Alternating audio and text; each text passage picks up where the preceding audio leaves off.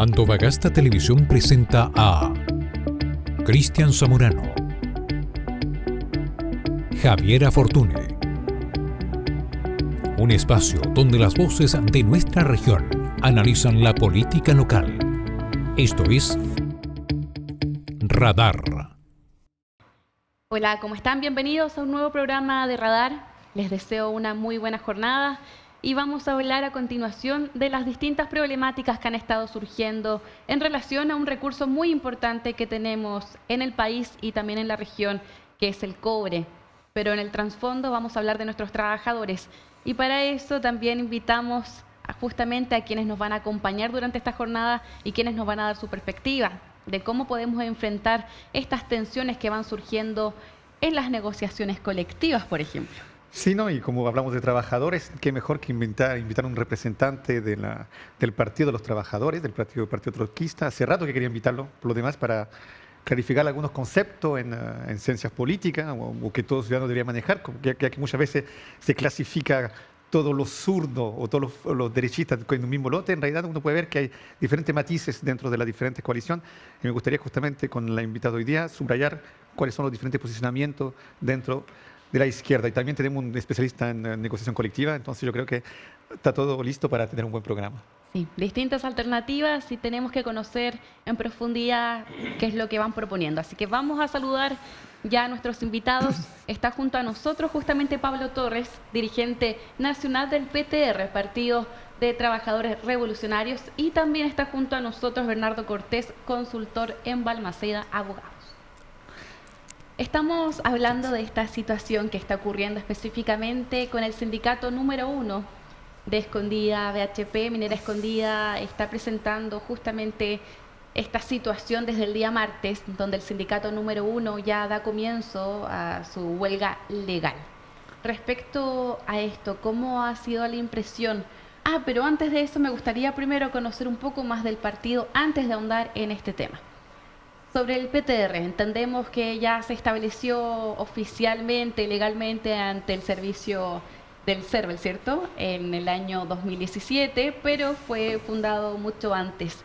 ¿Por qué viene a surgir este partido que sabemos que es de sector izquierda, pero no está tan de acuerdo en sí con ciertos movimientos actuales o ya más clásicos que hemos tenido en Chile? Sí, bueno, muchas gracias por la invitación, primero que todo. También saludar, aprovechar a los cerca de 2.500 trabajadores y trabajadoras de Minera Escondida que se encuentran en huelga, saludar esa lucha. Creemos que hay un apoyo de toda la población también, porque su lucha puede marcar una magnitud para el conjunto de los trabajadores de la región y del país. Bueno, y el Partido de Trabajadores Revolucionarios nace como un intento de tener una expresión política del conjunto de varias luchas que se han ido desarrollando en el país los últimos años. O sea, hemos observado que Chile los últimos 20 años tuvo luchas muy importantes como el movimiento estudiantil, que reclamó contra el lucro en la educación, que reclamó exigiendo la gratuidad de la educación, ¿cierto? También vemos un montón de procesos de huelgas de trabajadoras, de trabajadores, como la que hay ahora en Escondida, y que reclaman constantemente por sus derechos, no solo por salarios, sino por mejores condiciones de trabajo, en un país que tiene derechos laborales bastante mínimos y cercenados por la ley, ¿cierto? Porque todavía está centralmente existiendo el plan laboral de la dictadura, ¿cierto? Con algunos cambios, pero hay un país que tiene muy pocos derechos laborales, derecho a organización. La tasa de sindicalización es muy pequeña en Chile, la tasa de cobertura de negociación colectiva también es bastante pequeña. Entonces eso impacta obviamente en el conjunto de las desigualdades, en la precarización laboral que vemos que se extiende. Entonces también fuimos parte de la lucha de las mujeres, ¿cierto? Tanto en las universidades como en distintos lugares, el movimiento de mujeres que fue bastante fuerte en cuestionar no solo los problemas de violencia machista, ¿cierto? Sino los problemas, ¿cómo se llama?, del derecho al aborto, ¿cierto? Que es una gran demanda que, por ejemplo, en Argentina conquistaron con la Marea Verde. Y acá hay un fuerte movimiento también de mujeres. Entonces, nuestra organización nace como un intento de ser una expresión política, por decir así, esas luchas desde abajo de los trabajadores, mujeres, jóvenes, y que se propone de alguna forma enfrentar lo que nosotros decimos un Chile dominado por los las 10 familias dueñas del país, por las grandes empresas, por las grandes multinacionales, y que en última instancia son las que se llevan las riquezas, los poderosos, los que ganan más, mientras los derechos de la población, salud, educación, vivienda, hemos visto cómo los últimos años están peor que antes de alguna forma. Pablo, pero ustedes muchas veces lo ubican como extremista, de hecho lo ubican a la izquierda del Partido Comunista. Y usted ha planteado acá temas societales, en realidad, que el movimiento trotskista, de hecho internacional, hay una fuerte internacional trotskista, lo agarra y de algún modo han sabido posicionarse a través de aquello. ¿Qué responde usted cuando lo ubican como partido extremista, y sabiendo que usted mismo se autodefine como revolucionario? ¿Cuál es su línea doctrinal y qué lo diferencia doctrinaria y qué lo diferenciaría del Partido Comunista, por ejemplo? Bueno, o sea, lo primero que habría que decir en ese nivel es que en nuestra organización se propone, o sea, levantar una izquierda de los trabajadores, ¿cierto? Que sea claramente, que se defina de un sector social, porque, como decía, este es un país dominado por las grandes empresas. ¿La oligarquía o el que usted califica?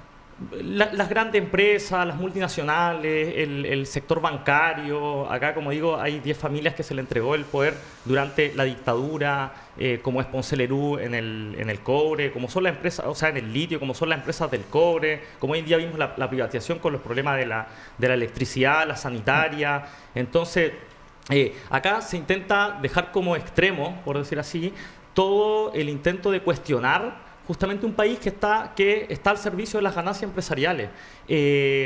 Cada vez que la gente sale a la calle a dar lucha, a reclamar por sus demandas, ¿cierto? ¿Qué hacen? La tildan como extremo. Los pobladores y las pobladoras que se movilizan por vivienda digna, denunciando el negocio inmobiliario y la especulación inmobiliaria junto a los grandes bancos, la tildan de extremistas y radicales. Entonces hay un intento, por decir así, de intentar dejar como extremista, como radical a quien está peleando por los derechos de los trabajadores, del pueblo. Entonces nosotros creemos que acá los que son los verdaderos extremistas, quienes son los que quieren mantener justamente la desigualdad social del país. Según usted. Pero que de algún modo usted estima que la izquierda en este país, la centroizquierda incluyéndola, no trabaja en ese sentido por adquisición de más derechos y lucha contra la desigualdad? Nosotros tenemos que ver, podríamos ver qué pasó con el gobierno de Boric, ¿cierto? Un gobierno que decía que Chile iba a ser la tumba del neoliberalismo, que iban a haber grandes transformaciones sociales como terminar con la AFP. Y el modelo de pensiones, ¿en qué quedó? Hoy en día la AFP sigue intacta y ahora se está negociando una reforma con la derecha que no va a tocar el negocio justamente del ahorro del país que va a las grandes empresas. Dijo que iba a condonar, por ejemplo, la deuda a 1.200.000 estudiantes a nivel nacional, que es la deuda del CAE, que instaló el negocio de la concertación de Ricardo Lagos. ¿Y qué pasó? Esa deuda sigue sin condonarse, pero ¿a quién sí le condona la deuda? A los perdonazos a la ISAPRES, por ejemplo. ¿A quién le condona la deuda? Ahora le van a pagar la deuda a las empresas de electricidad que mantienen mala calidad del servicio porque no invierten y se llevan las ganancias al extranjero. Entonces, es un gobierno que uno podría describirlo como que hizo un transformismo, porque prometió grandes demandas, ¿cierto? Prometió que los derechos como salud, educación, y terminaron defraudados esos sectores. Hoy en día el gran peligro justamente es que muchos millones de gente que se quedaron defraudados con este gobierno, hoy en día empiezan a haber alternativas populistas de derecha, ¿cierto? Porque hablan con un lenguaje más radical. Podríamos ver el Partido Republicano, que son los mismos amigos de los grandes empresarios en última instancia, que es de donde salió José Antonio Kast, pero que se ubican como alternativa porque hay un gobierno que se dijo de izquierda, que dijo que iba a hacer transformaciones estructurales, y es un gobierno que se parece a una concertación 3.0. Pero Pablo, antes de darle la palabra a Bernardo y en cuanto a su opinión, en cuanto justamente al balance, el diagnóstico que hace Pablo, antes quería preguntarle, justamente hablando de alternativa, ¿qué alternativa al modelo propone el partido trotskista? Sabiendo que la AFP está mal, la educación está mal, todo está mal. ¿Cuál es el sistema que usted propone? ¿Una intervención más grande del Estado? ¿Cuál es el modelo que usted contrapone al ya existente? Claro, o sea, nosotros lo primero que planteamos que tiene que ser un modelo que no vaya al servicio de las ganancias empresariales, sino que vaya al servicio de las necesidades de la población. Nosotros estamos en una ciudad y un país que es rico en grandes recursos, pero son grandes recursos que se fugan al extranjero y que en última instancia las migajas terminan repartidas a la población para hacer algún hospital por aquí, cada 10 años hacer una escuela. Entonces nosotros proponemos un modelo donde las grandes empresas, las grandes distribuidoras estén nacionalizadas, sean gestionadas por sus trabajadores, ¿cierto?, junto a técnicos especialistas, junto a las comunidades, para que justamente las grandes riquezas que se producen con la cooperación social de miles y millones de trabajadores no estén al servicio de la ganancia de uno u otro puñado de empresarios, sino que estén para justamente resolver los problemas de educación, de salud, de vivienda, para hacer una transición energética limpia, porque en Antofagasta es una zona de sacrificio. Entonces, ahí hay una, por ejemplo, una de las diferencias con el candidato Iriarte, porque él dice vivir como producimos, pero la forma de producción de Antofagasta es de un saqueo de las riquezas naturales. La forma de producción es de tener una zona de sacrificio, no solo Antofagasta, alrededor Mejillones, Tocopilla.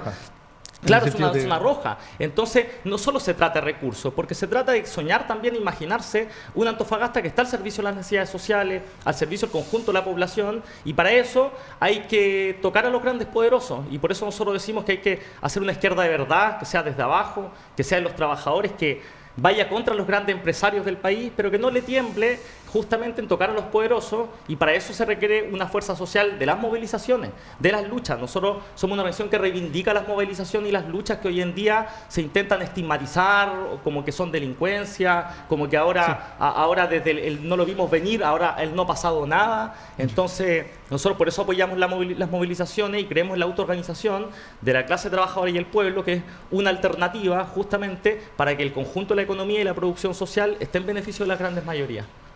Leonardo, su opinión. Sí, no, yo coincido en algunos puntos, en algunos aspectos, pero no del todo. Creo que tengo profundas diferencias en la forma quizá en que se plantean algunas cosas. Yo creo que lo decía hace un tiempo atrás, yo sin ser parte de este gobierno, ni tampoco muy creyente en él, sin defender al presidente Boric, otra cosa es gobernar. Y cuando uno gobierna también te vas acordando de un poco lo que decía Patricio Aylwin y su gran eslogan sobre lo que era en la medida de lo posible. Yo creo que aquí, sin desmerecer el trabajo de nadie ni cómo se enfocan las cosas, creo que sí en la praxis hay una forma muy distinta de ver las cosas, porque una cosa es la teoría política de cómo plantear estas cosas. Yo creo que el partido del PTR, pues, afortunadamente conocí la universidad a muchos de ellos, ya son un movimiento que surge de estos lugares, que recoge estas consignas que en muchos sentidos son bien sociales. Ya ellos han levantado bastante temas y han sido bastante consecuentes con todo lo que han planteado durante los últimos 20 años. Ya no es extraño que tengan un discurso bastante similar, porque es lo que vienen planteando hace 20 años. ¿Ya? Pero en la forma y el fondo y en la estrategia de cómo se plantea la política en este caso, ya el PTR en algún momento tomó la decisión de abanderarse y convertirse en un partido político, y en ese momento también presentar candidatos. Han presentado candidatos en todas las elecciones desde el año 2017. Tiene una concejala. Tiene una concejala. Y entonces ahí es donde yo desde ahí quiero tomarme, porque aquí muy bien podemos decir, tenemos que ir contra los grandes empresarios, tenemos que ir contra las grandes riquezas, tenemos que ir contra tantas cosas y estos temas, pero cuando bajamos, aterrizamos la teoría política a la práctica, vemos que la concejala del partido tampoco es una de las concejalas mayor conocidas dentro de la ciudad, siendo cuando lleva una gestión dentro de 4 años. ¿Ya? Y de esa forma vemos un municipio completamente débil, que tiene la posibilidad de postular a recursos que vienen del cobre, como los FNDR, ¿ya? Y en este caso, que no lo hace. Entonces, ahí vemos... ¿Pero qué quiere decir, Bernardo? Lo que yo quiero decir, lo que yo quiero plantear, que aquí también hay un tema de forma, más que el planteamiento político desde aquí arriba, desde aquí abajo, sino de cómo se hacen las cosas. Y ante eso, yo creo que aquí lo que debe aprender, y principalmente cualquier movimiento o partido que aspira a gobernar, es que no se gobierna solamente para un sector de la población, sino que se gobierna para todo el país. Y ahí la satanización que hacen en contra de las empresas, yo creo que es un error. Hoy en día, cuando hay una paralización de trabajadores de escondidas, ya que se hace mayor énfasis frente a este tema, que se tiene que ver con que se paralice, con que hay huelga, lo primero que tenemos que señalar es que estamos en un periodo de huelga arreglada. Es decir, el derecho a huelga, cualquier determinación que ellos puedan hacer, es un derecho completamente de los trabajadores. Pero lo que no podemos dejar prever tampoco es los daños económicos que van a recibir y van a repercutir a una economía que ya viene dañada por distintas cosas. Ya, Sí. yo sé que eso viene más adelante, pero no voy a explayar No, más en allá porque ese era realidad, mi punto. justamente para complementar ese análisis, distintos economistas han estado comentando respecto a lo que está ocurriendo acá en Antofagasta, de la huelga legal de parte de los trabajadores, más de 2.000 trabajadores que están a favor de esta huelga. Hay un riesgo de pérdida diaria de hasta 30 millones de dólares. Esto lo dijo justamente el jefe de industria minera de Plus Mining. Esta situación incluso ha generado comparaciones respecto a la duración de la huelga, porque en el caso del 2017, cuando se fueron bastantes días, sí generó ahí un problema bastante grave para la economía a nivel nacional. Pero acá es cuando nosotros nos preguntamos cómo podemos llegar a un equilibrio, ¿cierto? De lo que quieren los trabajadores a lo que queremos también generarle al país, porque finalmente estamos trabajando de una extracción, de un recurso, que además también le va a dar un enriquecimiento a nivel nacional, que la otra situación es para dónde se dirige ese recurso, que eso también, bueno, cada administración lo tiene que velar. Y acá también es cuando les quiero mencionar otro caso para complementar de lo que está ocurriendo también a nivel medioambiental.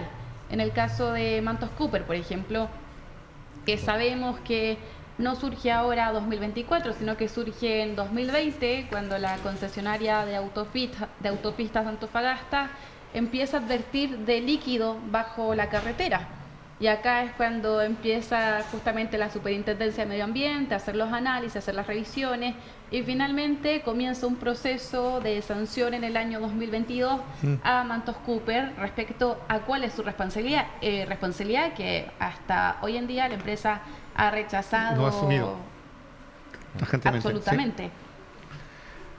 Respecto a esto, ¿cómo podemos finalmente garantizar una seguridad, una mejor calidad de vida, pensando que también necesitamos esa ganancia económica para sostener una calidad de vida que es muy cara Sí, conseguir porque acá en Chile realidad lo y que, en Antofagasta? en otras palabras, reforzando la idea de Javiera, Me va a traducir. precisar, simplemente. Muchas veces se define como la definición que usted entregó, Pablo, acerca de la doctrina, parece como una antidefinición, no sé si me hago entender, sí, como una oposición a, y no algo de proactivo. Y siempre se le reprochó un poco al partido, o mucho, al partido trotskista, de ser un partido idealista y justamente estar lejos de estas cifras y de estas cuentas. Usted que plantea acá, si hay una huelga, si frenan mi actividad, y que es un argumento muy utilizado por la empresa, si hay una regulación de medio ambiente muy rigurosa, esto no va a frenar y vamos a ganar menos y vamos a tener que echar a gente de nuestra empresa. El principio de realidad en este caso, ¿qué se hace? ¿Cuál es la salida que usted ve razonable a corto plazo de la situación planteada por Javiera? Mira, igual yo creo que hay que ver bien las cifras también de lo que implica el negocio de la minería en Chile, porque eso se pasa un rato por alto. Por ejemplo, BHP Billiton este año ofreció 42.000 millones de dólares, ¿cierto?, para comprar Anglo American, y sobre todo para las operaciones en Perú y acá en Chile, nuevamente para el cobre. Son 42.000 millones de dólares. No estamos hablando, estamos hablando más o menos, no sé, el 25% del presupuesto nacional, Sí. más o menos. Es mucho dinero, Sí. ¿cierto? Y ahora se quejan con que la producción les va a bajar 30 millones de dólares por día por una huelga, y a la vez que están haciendo uso legal de la huelga los trabajadores, le piden, para estar en el diálogo, bajar la huelga. O sea, si hay un nivel de intransigencia, son de las empresas, porque grito de oro y plata vienen en las empresas. Si nosotros vemos el año pasado, Minera Escondida tuvo solo una ganancia después del descuento de intereses, amortizaciones, pago de deuda a sus accionistas en utilidades cerca de 2.000 millones de dólares, etcétera. Estamos hablando que esa es plata a sus accionistas, que eso es muchísimo más, por ejemplo, del alarde que hacen ahora con las plata del royalty, que van a llegar 300.000 millones de pesos, Y muy ¿cierto?, poco. al municipio, que Igual que representa el 0,1%. Entonces, mira, y por eso es la discusión del problema de verdad de pensar, porque es un negocio que se lleva al sacrificio en Antofagasta, mucha gente que trabaja muy sacrificadamente, pero después los servicios básicos no tenemos. Escuelas y hospitales, ¿hace cuánto no se construyen una escuela y hospital público? Hace 12 años en Antofagasta.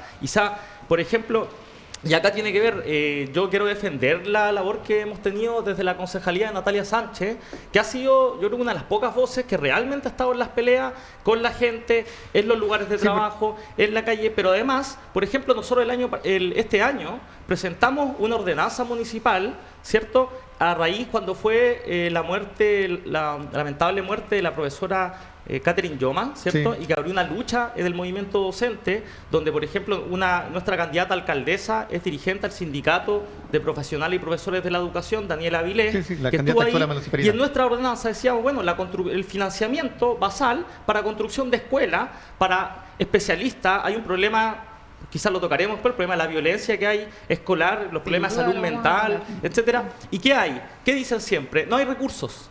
Esa es la discusión con que no hay recursos. Entonces, yo creo que Chile ya está cansado y por eso también los partidos tradicionales están debilitándose y surge esta tendencia en los polos, porque Chile se está cansando de la política en la medida de lo posible.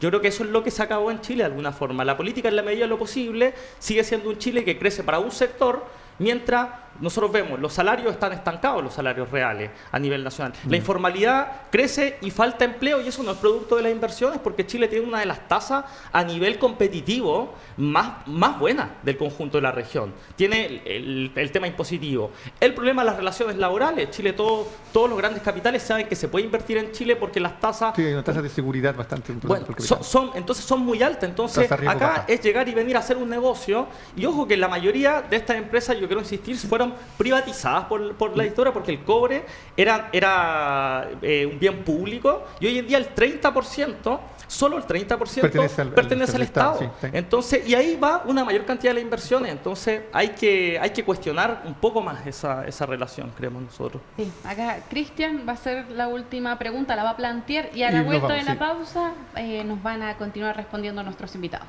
Bernardo, justamente en base a lo que acaba de indicar Pablo, ¿qué piensa usted sabiendo que si bien este Chile está harto está saturado de esta política en la medida de lo posible, o desde el estallido social hay algo que ha cambiado también y quizás la solución no se encuentra para mucho en una aplicación extrema de una política que da vuelta a todo aquello? Me responde al regreso de la publicidad. Sí. Si puedo meditar un poco más la respuesta. Vamos a dar un par de minutos. Nos vamos a la pausa y volvemos.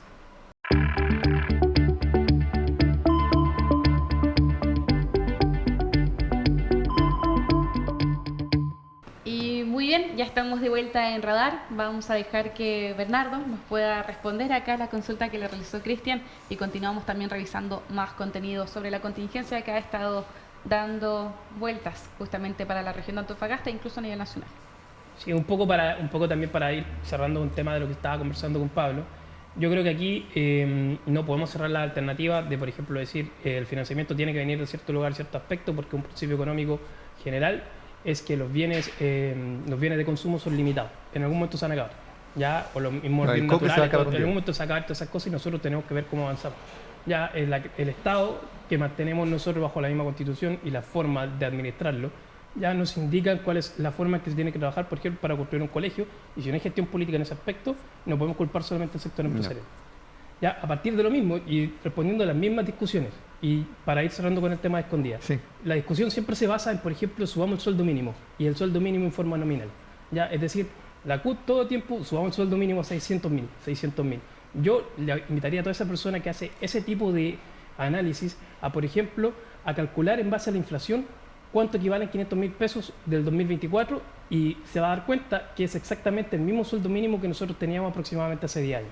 Ya, es decir, si nosotros no generamos mecanismos económicos para poder controlar estos aspectos, generalmente las personas que son los trabajadores van a seguir percibiendo lo mismo y viéndose bajo la misma situación.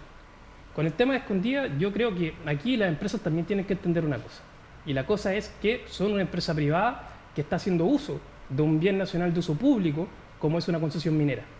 ¿Ya? Y que la misma pérdida que generan la empresa, los 30.000 millones de dólares que van perdiendo diariamente, o la cantidad que pierda al término de una huelga, también la pierden los trabajadores.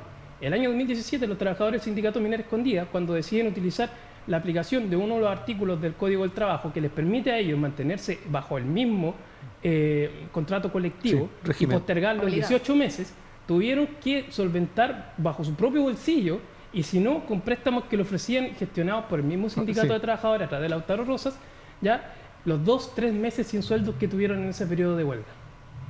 ¿ya? Con los mismos dirigentes que están en la Entonces, actualidad, igual para con el todas esas negocio cosas. Aquí hay un tema que tienen que ver y resolver ellos en las próximas elecciones que tengan, ¿ya? Pero también aquí tenemos que ver, y yo lo mencioné hace un poco, estaba en un periodo de negociación colectiva arreglada, es decir, hubo oportunidades durante los últimos 30 meses que duró el contrato colectivo para haber llegado a tener mejores acuerdos de lo que se está planteando, ¿ya? Es decir, el sindicato pudo haber tenido acercamientos con la empresa, pudo haber tenido y haber manejado más o menos las cosas que se iban a plantear en este término de negociación y cuál iba a ser el nuevo contrato colectivo. Desconozco si se habrá hecho, pero a este momento tenemos una huelga y una empresa pulsando por la tercera, pulsando por los grandes medios nacionales, indicando, no, ¿sabes qué? Nosotros tenemos el mejor contrato colectivo. Sí, pero aquí también son los trabajadores chilenos y también es el país quien le está dando la oportunidad a las empresas internacionales de hacerse millonarios. Es decir, por ejemplo, nosotros, y una de las discusiones que hoy día vemos que se mantienen en cierta forma y que agradezco que vaya avanzando sobre los bonos de término de conflicto, cabe mencionar que, por ejemplo, son escandalosos para algunos que los plantean de cierta forma que un trabajador reciba 30 millones como, por ejemplo, por bono de término de conflicto. 100% de cobertura en algunas áreas. Pero en el mundo privado nosotros no tenemos fiscalización más allá sobre el gasto. Y, por ejemplo, ¿cuánto gasta Escondida en el arriendo de una maquinaria mensualmente que no la compra, que prefiere arrendarla? ¿Ya? Son 400 millones mensuales que gasta arrendando, ¿ya? Que después lo justifica como gasto y con eso también rebaja impuestos. Entonces, acá hay con eso también rebaja impuestos, sí, que es subrayarlo, porque entonces, también hay una astucia por parte de la gran empresa ahí. Entonces nosotros tenemos que decir, ya, claro, los trabajadores no pueden ganar tanta plata entonces, porque eso está mal, porque siempre quieren plata y siempre quieren plata. No, pues. Acá repartamos la torta como corresponde y acá los trabajadores no están exigiendo más que lo justo. Y muchas veces la empresa también siempre busca rebajar su tasa de imposición. La empresa se la saben cómo, comprando empresas muertas. O sea, hay un montón de formas en que ellos van a rebajar impuestos y que van a salir al lugar. Bueno, hablemos nuevamente nos vamos al concepto de justicia social, ¿cierto? En el último informe, que el último dato que entregó el Instituto Nacional de Estadísticas, en el último trimestre de este año, nos dan a conocer que creció la informalidad de los trabajadores debido a la falta de empleos formales, ¿cierto? Yo quiero que a continuación podamos comentar respecto a este tema, pero los quiero invitar a que revisemos un video de uno de los programas nacionales respecto a esta situación. Sí, yo lo entiendo, pero quiero entender. Y con los comerciantes ambulantes, déjeme decirle, si usted me permite, ya, que los comerciantes ambulantes se ponen al frente de nuestros comerciantes formales, venden a un tercio de los precios, los revientan, no pagan imposiciones, no pagan impuestos y cuando van a fiscalizar agregan a los guardias y le rompen la nariz. ¿Usted cree que yo como alcalde puedo permitir eso en mi ciudad? No, pero por supuesto, ningún alcalde. ¿Va a ser algo respecto a la inmigración en la quinta región en específico? No es tan compleja la inmigración en la quinta región, es muy acotada.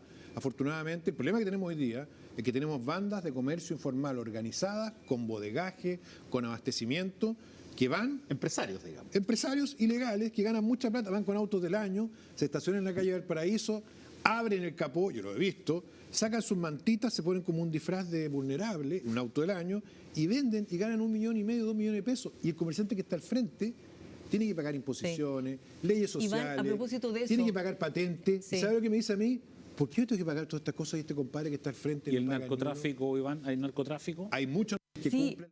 Bien, ahí estamos revisando el video.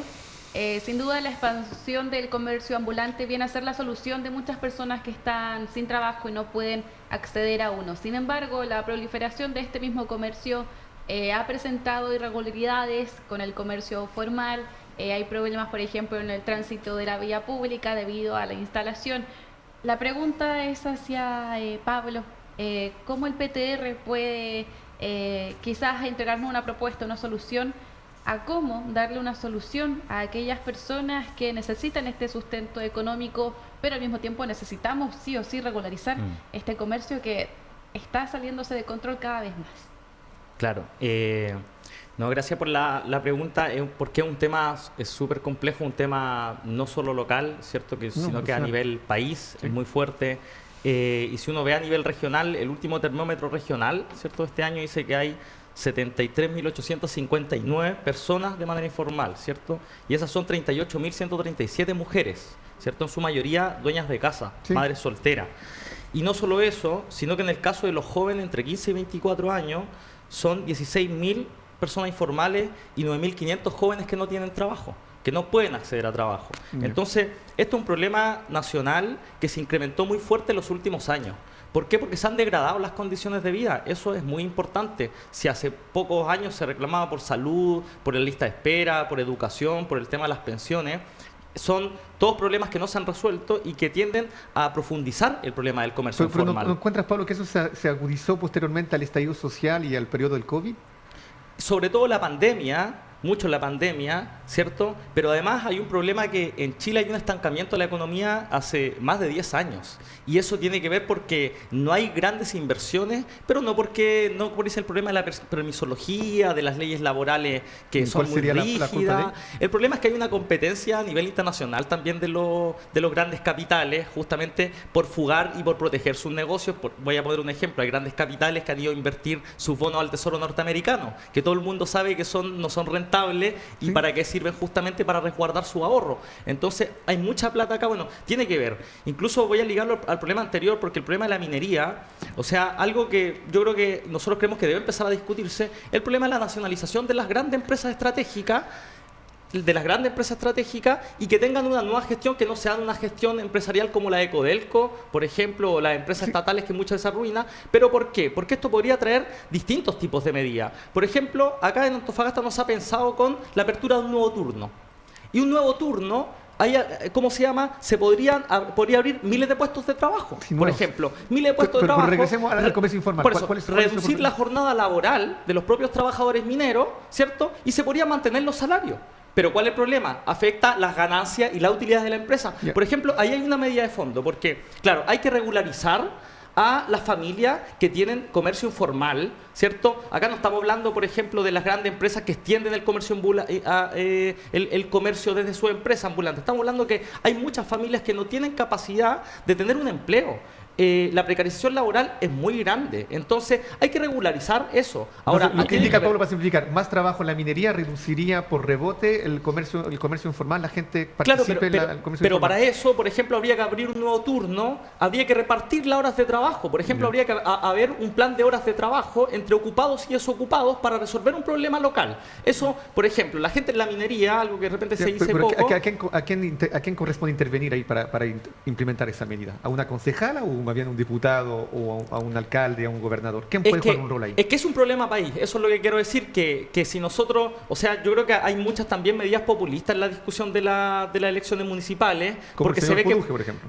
Porque se ve que se pueden resolver, o sea, hay dos medidas, a darle más represión, populismo penal, ¿cierto? Más autoritarismo, más cárceles, más represión. Eso a nivel internacional se ha mostrado que ha fracasado. En los países incluso que llevaron más fuerte ese tema, como la militarización de esos países, como vimos México, como vimos Colombia, etcétera, es peor la tasa de criminalidad, incluso.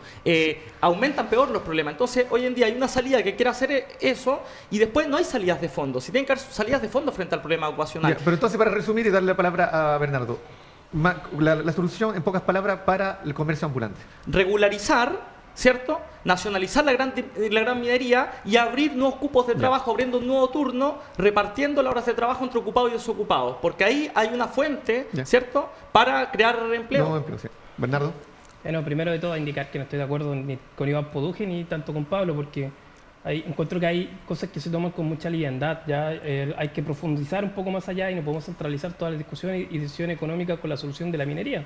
Indicar que desde acá, y conociendo un poco la realidad del tema, los primeros migrantes que se reciben en Antofagasta vienen del sur de Chile porque no había gente capacitada, no toda la gente estaba dispuesta a trabajar en minería porque hay un sacrificio que se hace la persona. Es decir, yo voy a sacrificar mi vida familiar ya por trabajar 7 días en la minera y a algunas personas no les gusta eso y buscan otra alternativa. En tanto, lo que dice Iván Puduje también dice un par de mentiras. Por ejemplo, dice no pagan impuestos. Todos en Chile pagamos impuestos. Ya, si me compro un agua, se viene involucrado el IVA. Es decir, yo siempre voy a contribuir económicamente. Sí, pero dice que paga menos impuestos, no paga impuestos como la persona que está legalmente. Que tiene un negocio regularizado. Sí. Es decir, nosotros tenemos que buscar solución frente a la desregularización que hay frente a estos temas, frente al comercio ambulante, que sigue originando miles de conflictos que van asociados, por ejemplo, al tema del control que se puede hacer, ya lo vimos aquí en el centro de Antofagasta, ya de las pequeñas cosas que iban surgiendo alrededor, de pequeñas mafias que también van surgiendo de quien vende puestos y todas esas cosas, y un montón de cosas que la desregulación permite. Yo no creo que vengan aquí la gran minería a solucionar todas estas cosas. Yo creo que aquí también tiene que haber un control del Estado, porque el Estado para eso también fija normas de cómo funcionar. Y frente a lo mismo, es que, por ejemplo, la discusión nosotros no la podemos llevar a... No, ¿sabe qué? Ataquemos a las grandes empresas. Si hay un montón de empresas, por ejemplo, yo lo he visto porque trabajo en esto. ¿Ya? Los costos que han tenido para las empresas, para las pequeñas y medianas empresas, el tener que ajustarse a rebajar y poner en práctica lo que son las leyes de las 40 horas ha sido un tremendo Sí, conflicto un para ellos. sacrificio, Porque sí. ha venido asociado un montón de cosas a la espera de un reglamento que viene por parte de la Dirección del Trabajo para aplicarlo. En la aplicación práctica, cuando hay empresas que tienen plata para poder generar estas soluciones, las hay, las hacen, las toman. Pero hay ciertas pequeñas empresas que tienen que ajustarse. Afortunadamente, esta ley, que además es favorable para la vida en familia, ¿ya? También tiene sus momentos de que, por ejemplo, también es de uso paulatino, no estamos obligados a llegar a las 40 horas de aquí a mañana de un momento a otro. ¿Ya? Yo también entiendo que las personas tienen que llegar a compartir con su familia y eso es algo que nosotros tenemos que validar. Pero aquí yo creo que la solución que nosotros tenemos que abordar es el comercio, especialmente ambulante. ¿Y la solución ¿Ya? que propone usted? La solución yo creo que tiene que venir especialmente desde los municipios. Los municipios tienen organismos como por ejemplo son está la Dideco y otros organismos, programas que vienen que pueden solucionar a que estas personas encuentren en algún lugar para ellos poder regularmente trabajar, por ejemplo, a lo mejor disponer de otras ferias como la de las pulgas, pero de forma regulada, que es algo que no lo hemos planteado. No lo hemos planteado porque la ciudad necesita una reforma urbana de decir, por ejemplo, en este lugar vamos a poner cierta clase de negocio, en este lugar vamos a hacer esta cosa, en esta cosa, y terminamos centralizando y tomando Entonces, a la gente bajo sus la propias solución decisiones. en los municipios está. Sí, yo creo que la Correcto. solución está bajo los municipios. Dejo una pregunta para hacer el abogado del diablo, o del Iván Poduje, usted piensa lo que quieran. Igual plantea una problemática que a mí me parece real. Esta multiplicación, proliferación de comercio informal. Tú te fijas, yo me fijé cuando, por ejemplo, Messi firmó en Miami, en el que el día siguiente o poco tiempo después habían camisetas de Messi por todas partes, una multiplicación. Acá también mucho piensa que hay lavado de dinero, que está metido en el narcotráfico, que no hay vigilancia en los puertos porque debe venir de China, sin duda el material. Todo eso no es simplemente un asunto social, también un asunto de seguridad. Dejo esa pregunta planteada, la respondemos y después pasamos al tema. Sí.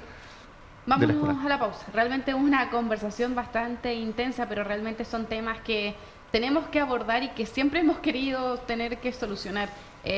Como ejemplo, el caso de los ramaderos de Antofagasta, el lugar de terreno. Queremos establecerlos en un lugar, pero nadie quiere tener ese lugar cerca. Entonces, claro, ahí la justicia social, no todos van a llegar a un acuerdo, no todos van a tener la misma percepción.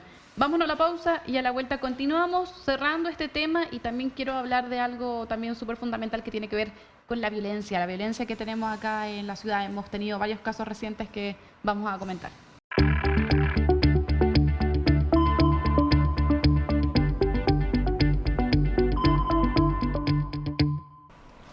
Y ya estamos de vuelta, la última parte de nuestro programa Radar, y vamos a continuar con lo que estábamos hablando, el comercio ambulante en Antofagasta y cómo poder darle garantía a estas personas que necesitan empleo, pero al mismo tiempo los vecinos y vecinas que necesitan también tener la garantía de contar con la misma seguridad al respecto. A la pregunta que planteé, esa relación entre el comercio informal y quizás una parte más delincuental, algo con el gran banditismo, algo con el narcotráfico, también ahí puede haber una conexión. Su opinión. Sí, bueno, yo considero que igual aquí no se puede descartar ninguna tesis. Ya en cierta forma hay ciertos negocios que van asociados a ciertos tipos de conductas más delictuales, ya, y eso nuevamente tiene que ver también con el descontrol que se genera. O sea, nosotros podemos poner control en el puerto, podemos poner control de todas esas cosas, pero la ropa imitada, por ejemplo, que igual es un delito a la propiedad privada, te llega a la casa en un paquete. Si llegó hasta una película pirateada en la municipalidad. Porque la compraste a través de Temu o cualquier otra cosa y pasa de la aduana hacia adelante.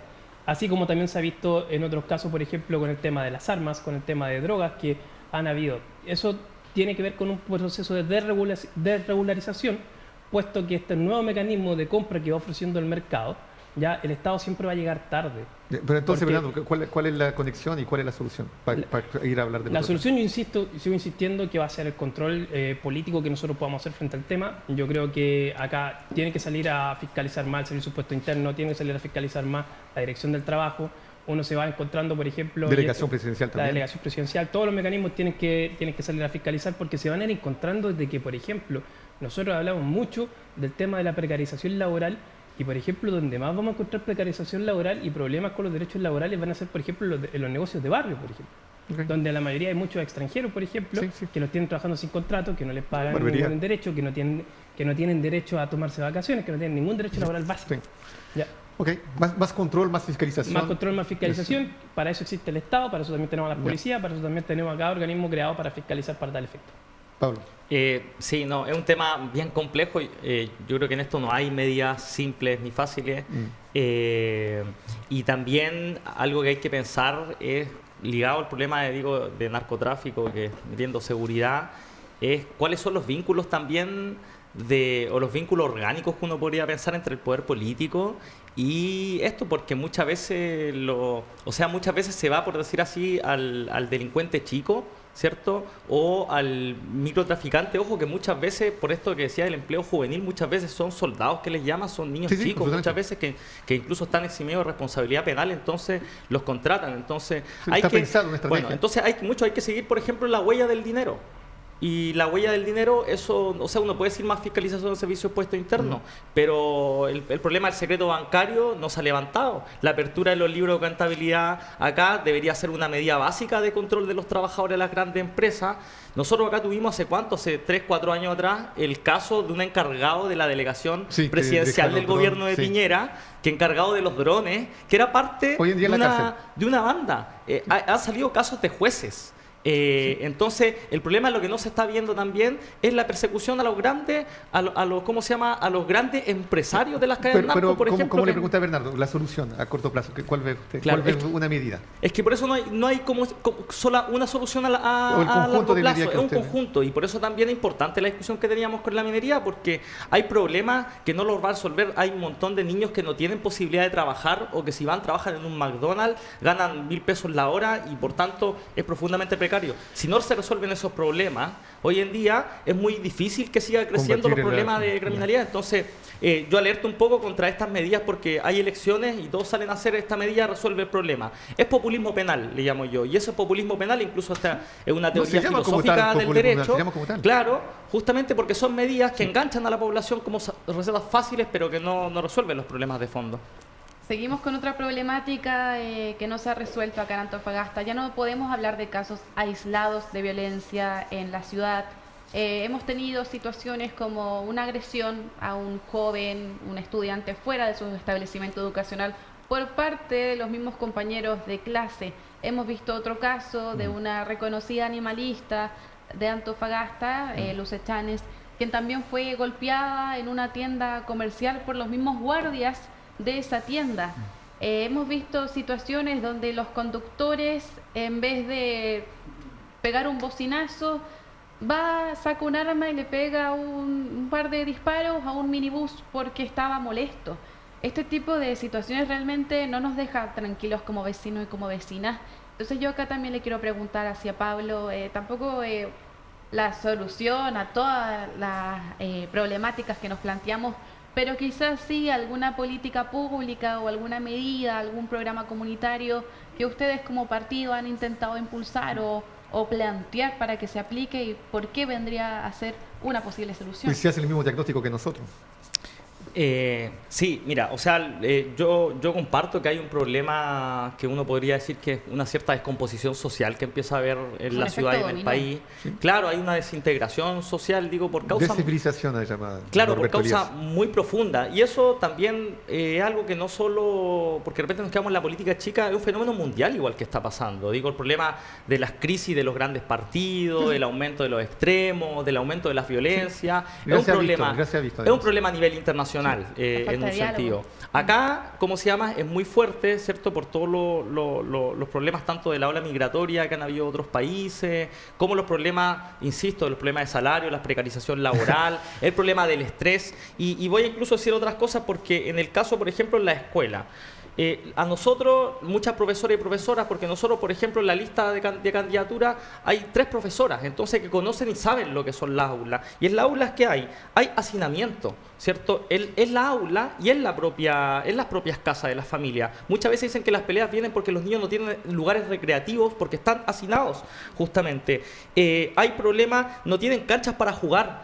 El otro día nos llegaron denuncias que, y bueno, llegaron cuando fue la lucha docente, que muchos niños comen con caca de palomas al lado, O ni etcétera. siquiera en un comedor. Ni en el siquiera patio, tienen comedor, las en el suelo del comidas patio. a veces eran comidas con un poco de salsa de tomate de los niños, entonces la alimentación, entonces lo digo, hay una precarización y yo creo que el problema que hay que entender, y por eso muchas veces son municipales pero son nacionales, porque por ejemplo, o sea, el problema de salud mental es otro gran problema que tienen los niños y no hay especialistas y no se contratan especialistas tampoco. ¿Por qué? Porque dicen que no hay recursos. Entonces acá hay un problema muy grande con esto que no se puede enfrentar sino de forma multicausal.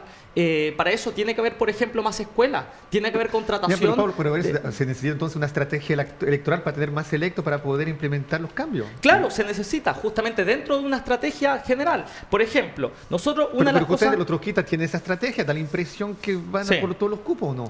Porque desde afuera, se lo digo sinceramente, se ven como un poquito más aislados.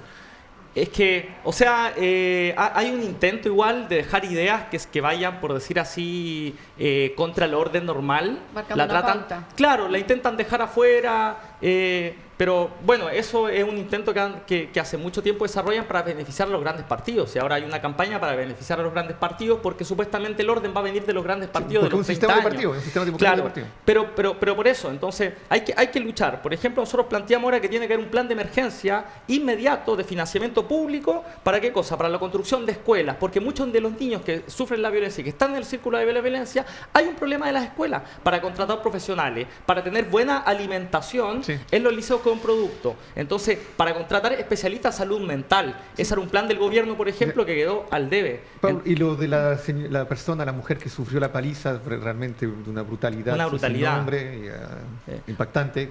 ¿Qué piensa usted? O sea, es parte de esto que decimos, pero tiene una particularidad, porque no es primer caso que se ve de personas agredidas por En ese guardias de la local empresa comercial. en el replay, pero pasa en muchas empresas. Y muchas veces, por ejemplo, en este caso, o sea, a veces hay acusaciones de robos menores, etcétera, entonces tienen, por decir así, la autoridad para llegar y golpear, porque hay muchas empresas que intentan hacer por policía de alguna forma. Entonces, No tienen esa facultad. claro, no tienen ni siquiera esa facultad. No pueden encerrarla. Claro, no pueden encerrarla ni siquiera. Entonces, es un caso obviamente de brutalidad. Nosotros solidarizamos con la mujer que sufrió esto, ¿cierto? Y nada, o sea, en esto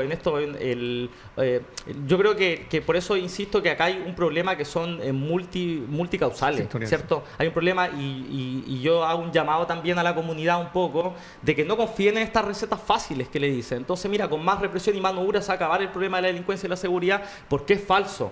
Eso es falso, no ha resultado y no va a resultar. Por otra parte, sectores que dicen que hay que gestionar bien el municipio, pero con las mismas recetas de la concertación, por ejemplo, tampoco va a pasar. Entonces, por eso nosotros proponemos, con nuestra candidata que va a la reelección, Natalia Sánchez, que hay que enfrentar, empezar a imaginar otra sociedad. Hay que empezar a imaginar una sociedad donde el beneficio no sea para unos pocos, sino sea para el conjunto de las necesidades sociales, porque ahí podemos empezar con las pequeñas transformaciones reales. Bueno, por algo son revolucionarios. Sí. Bernardo.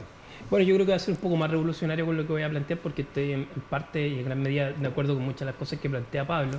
Discrepo un poco en las formas, yo creo, y eso es lo variante que te genera la política y la visión democrática de tener alguna alternativa de pensamiento también bastante diversa.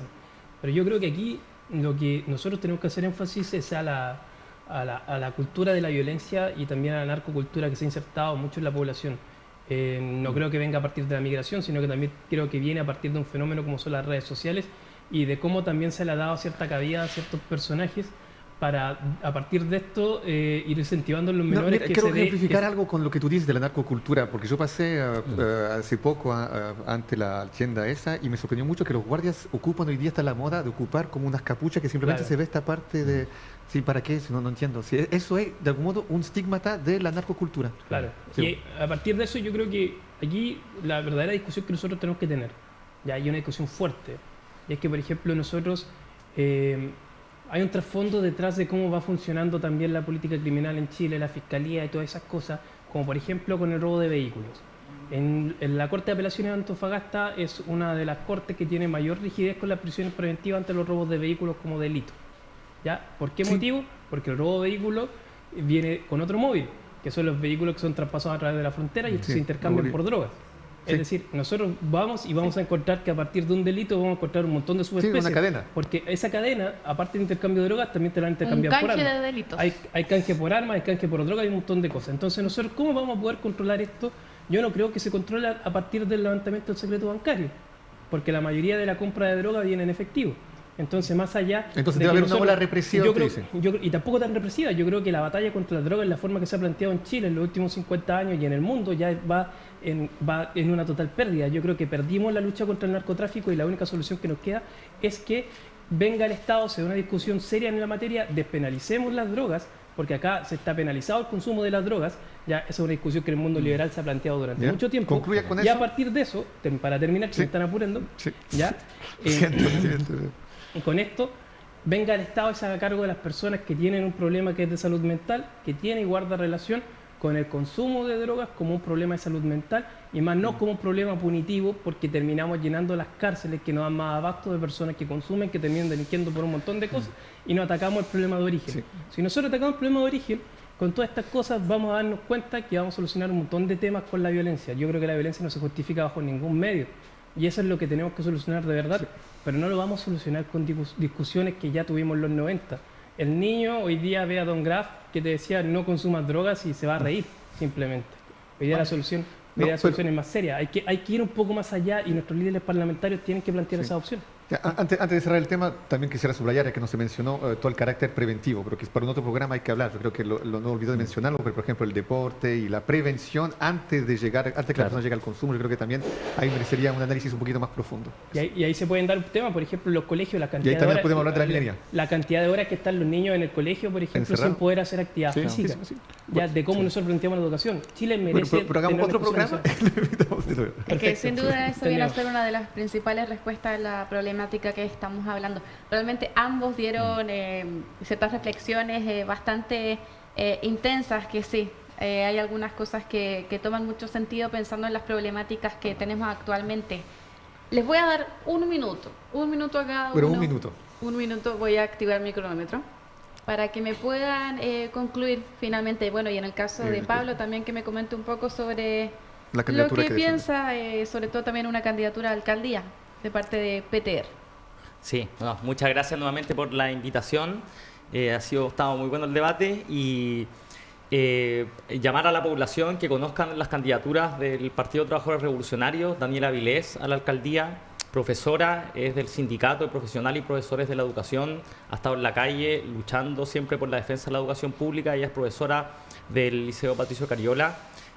También va a la reelección Natalia Sánchez, ella es médica del Hospital Regional de Antofagasta. Ella sigue trabajando, incluso en su lugar ha donado gran parte de su dieta justamente para las causas populares hasta el día de hoy y ha levantado justamente la defensa de la educación pública para que no se siga destruyendo la educación pública y que no se sigan fugando los recursos a los privados. Ha planteado la defensa de la salud pública también y bueno, nosotros lo que queremos es justamente presentar estas candidaturas que expresen justamente una alternativa que sea de las trabajadoras, de los trabajadores, de las mujeres, de la juventud y que se proponga justamente, como decía la Violeta, dar vuelta a la tortilla de alguna forma, ¿cierto? Que sean los sectores humildes, el pueblo trabajador, quienes puedan hacer una vida digna que merezca ser vivida y para eso tienen que luchar por sus derechos, por vivienda, por salud y por educación y el conjunto de las demandas enfrentando a este Chile de los grandes empresarios. Bernardo. Sí, yo quiero cerrar esta participación agradeciendo la invitación y referirme directamente al tema de la negociación que están llevando los trabajadores mineros de Escondida, ya para indicar desde que yo creo que aquí también se tiene que practicar un poco la empatía por parte de ciertas personas que ven que esta discusión solamente tiene que ver con el dinero. Los trabajadores, mi papá trabaja hace 30 años en el sector minero, y él ha dedicado la mitad de su vida a sacrificar su salud por trabajar en ese lugar y no es una persona millonaria, sino que un trabajador más. Entonces, frente a esas cosas, yo creo que lo que tenemos que nosotros como sociedad empezar a plantear es a dar discusiones más serias en torno a cómo nosotros vemos las cosas desde todas las variantes. Y ver las cosas de todas las variantes implica ver de que no todo va a ser la plata, porque también hay familias que generan ciertos sacrificios para poder tener un mejor estado de vida. Y ante eso, invitar a todas las partes que son parte de este conflicto entre privados ya a poner de su parte, tanto por el sector minero como también por parte del sindicato, a poner también por delante lo que sea mejor para también las personas que no trabajan en el sector de la minería y que viven también las complicaciones que han venido a partir de los últimos años, ya a partir de un estallido social, a partir de una pandemia, donde de todas formas, por ejemplo, Escondida, cuando hubo pandemia, creció de todas formas al igual, indistintamente a las complicaciones económicas que tuvo todo el país. Así que yo cierro de esa forma hoy en día, indicando que ojalá pongan de su parte para que todas las partes ganen en este conflicto. Sí, vamos a estar atentos y bueno, los vamos a informar acá por su canal local Antofagasta Televisión. Y ahí estamos finalizando. Muchas gracias realmente por estar acompañándonos. Sin duda los vamos a invitar nuevamente porque hay hartas cosas que me gustaría seguir profundizando. Así que muchas gracias por estar acá en Radar durante esta jornada. Gracias, Pablo. Gracias, Bernardo. Nos vemos pronto. Gracias, Cristian. No, gracias, Javiera. Nos vemos el lunes entonces. Nos vemos la siguiente semana y vamos a continuar hablando sobre contingencia acá en Antofagasta. Muchas gracias. Antofagasta Televisión presentó a Cristian Zamorano, Javiera Fortune. Un espacio donde las voces de nuestra región analizaron la política local. Esto fue Radar.